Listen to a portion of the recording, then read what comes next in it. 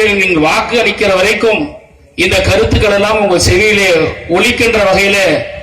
சிறந்த கருத்துக்களை சொல்லக்கூடிய ஒரு மாபெரும் சொற்பொழிவாளர், நாடெங்கும் பேசி கழகத்தினுடைய ஐயா தந்தை பெரியாருடைய கொள்கைகளை, அண்ணாவுடைய கொள்கைகளை, தலைவர் கலைஞருடைய செயல்பாட்டுகளை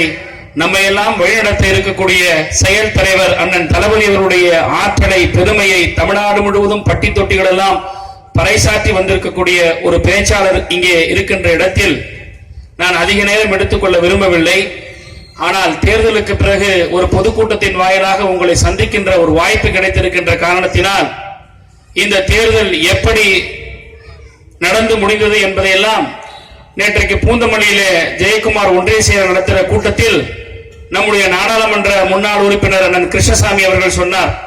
இது தேர்தலே அல்ல, பணத்தால் வென்ற, பணத்தை கொடுத்து படித்த ஒரு தேர்தல் இது உண்மையான தேர்தல் இல்லை என்று சொன்னார். அந்த வகையிலே நடந்து முடிந்த தேர்தலில் பணநாயகமா ஜனநாயகமா என்ற போட்டியில்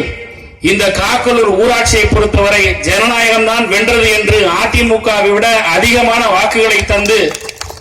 ஜனநாயகத்தினுடைய கரத்தை வலுப்படுத்தி இருக்கக்கூடிய உங்களுக்கெல்லாம், தாய்மார்களுக்கெல்லாம், வாக்காளர்களுக்கெல்லாம் நான் இந்த இடத்திலே நன்றி எடுத்துக் கொள்கிறேன்.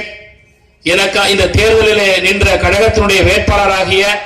உதயசூரியனுக்காக வாக்களித்த இந்த ஒன்றிய கழகத்தினுடைய செயலாளர், நிர்வாகிகள், ஊராட்சி கழகத்தினுடைய செயலாளர்கள், நிர்வாகிகள்